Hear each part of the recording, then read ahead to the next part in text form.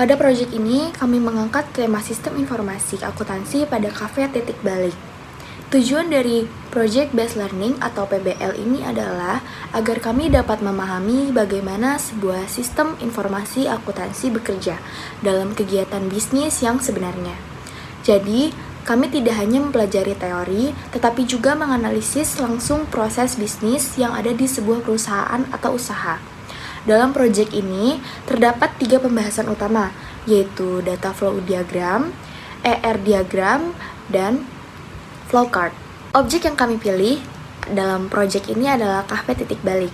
Kafe titik balik merupakan salah satu kafe yang berada di kota Bandar Lampung. Kafe ini mulai beroperasi sejak Agustus 2020 dan berlokasi di Jalan Dakwah, Labuan Ratu, Kedaton, Bandar Lampung. Kami memilih kafe ini karena aktivitas bisnisnya cukup lengkap, mulai dari penerimaan pesanan pelanggan, proses pembuatan makanan dan minuman, pembayaran, hingga pencatatan transaksi keuangan. Dengan proses bisnis yang cukup jelas, kafe ini sangat cocok dijadikan sebagai studi kasus dalam sistem informasi akuntansi. Melalui observasi terhadap kafe titik balik, kami dapat memahami bagaimana proses bisnis berjalan serta bagaimana sistem informasi membantu operasional sehari-hari. Selanjutnya ada struktur organisasi. Struktur organisasi ini terdiri dari 3 tingkatan. Posisi tertinggi adalah owner, yaitu Muhammad Agung Arifin yang bertanggung jawab atas seluruh usaha. Di bawahnya terdapat manajer store, yaitu Trisa Firmasi yang mengelola operasional toko sehari-hari. Selanjutnya ada bagian kasir dan kitchen yang terdiri dari Febri Sumarwan, Lisen, dan Aceng yang bertugas melayani pelanggan serta menjalankan kegiatan operasional toko. Pemisahan tugas dan otorisasi. Yang pertama, penanggung-jawaban. Bertanggung jawab terhadap perencanaan maksimalkan produktivitas karyawan dan melindungi kafe dari masalah apapun yang mungkin timbul dalam angkatan kerja. Yang kedua, kebagian keuangan. Menerima uang dari pelanggan dan melaporkan laporan keuangan ke manajer. Yang ketiga, bagian produksi. Menyiapkan minuman dan makanan yang telah dipesan oleh pelanggan. Yang keempat, bagian pengontrolan. Operasional kafe sehari-hari melakukan pengawasan dan melaksanakan evaluasi terhadap jumlah tenaga kerja yang mengelola dibutuhkan oleh kafe. Yang kelima, bagian pelayan. Melayani pelanggan kafe dengan baik dan benar, memenuhi apa yang pelanggan inginkan, mengantarkan makanan dan minuman kepada pelanggan. Selanjutnya, perkenalkan, nama saya Faiza Auliarianti dengan NPM 2512121005 yang akan menjelaskan terkait proses bisnis pada siklus pengeluaran kafe yang terdapat pada PPT. Dalam sistem informasi akuntansi, siklus pengeluaran kafe sendiri merupakan menggambarkan alur kegiatan mulai dari identifikasi kebutuhan hingga pembayaran dan pencatatan pengeluaran. Selanjutnya, pada yang pertama ada identifikasi kebutuhan barang atau jasa, yang kedua ada permintaan dan persetujuan pembelian, yang ketiga ada pembuatan purchase order, yang keempat ada penerimaan barang atau jasa dan pemeriksaan, yang kelima ada penerimaan dan verifikasi faktur dari supplier, yang keenam ada penjurnalan utang, yang ketujuh ada penjadwalan pembayaran, yang kedelapan ada pembayaran ke supplier, yang ke-9 ada pencatatan dan arsip dokumen. Yang ke-10 ada pelaporan dan evaluasi pengeluaran. Yang akan saya jelaskan yang pertama adalah 1. Identifikasi kebutuhan barang atau jasa.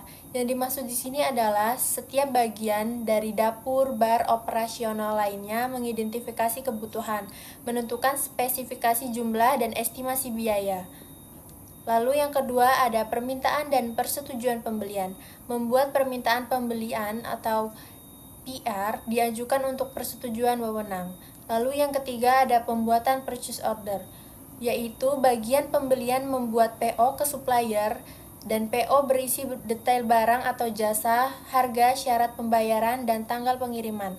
Selanjutnya yang keempat ada penerimaan barang atau jasa dan pemeriksaan. Barang atau jasa diterima dari supplier, lalu pemeriksa kuantitas dan kualitas sesuai PO dan membuat berita acara penerimaan. Yang kelima ada penerimaan dan verifikasi faktur dari supplier, yaitu supplier mengirimkan faktur atau tagihan verifikasi sesuai dengan PO dan BAP, yaitu kuantitas, harga, dan syarat. Lalu yang keenam ada penjualan utang. Penjualan utang yang dimaksud itu adalah mencatat utang usaha ke supplier lalu mengakui beban atau persediaan sesuai transaksi. Yang ketujuh ada penjadwalan pembayaran, yaitu menentukan tanggal jatuh tempo, memilih metode pembayaran sesuai dengan yang kita mau seperti tunai, transfer, kartu, atau e-wallet. Yang kedelapan adalah pembayaran ke supplier, yaitu melakukan pembayaran sesuai jadwal atau metode yang disepakati, mendapatkan bukti pembayaran seperti nota, transfer, dan lain-lain. Lalu yang selanjutnya, kesembilan, ada pencatatan dan arsip, yaitu mengarsipkan seluruh dokumen pengeluaran, memastikan kelengkapan dan kebenaran dokumen. Yang ke-10 ada pelaporan dan evaluasi pengeluaran, yaitu menyusun laporan pengeluaran per kategori, supplier, periode untuk menganalisis efisiensi biaya dan pengendalian anggaran. Lalu peran sistem informasi akuntansi sendiri adalah yang pertama sebagai pengendalian internal, yang kedua sebagai integrasi data, yang ketiga sebagai informasi akurat, yang keempat sebagai keamanan data, dan yang kelima sebagai kepatuhan. Pada gambar ini ditunjukkan alur akuntansi dari awal hingga menghasilkan laporan keuangan. Proses dimulai dari dokumen atau bukti transaksi seperti nota dan faktur. Bukti transaksi kemudian dicatat dalam jurnal umum atau jurnal khusus sesuai jenis transaksinya. Selanjutnya, data dari jurnal dipindahkan ke buku besar untuk dikelompokkan berdasarkan akun. Setelah itu, disusun neraca saldo untuk memastikan saldo debit dan kredit seimbang. Pada akhir periode dibuat jurnal penyesuaian dan neraca lajur sebagai dasar penyusunan laporan keuangan.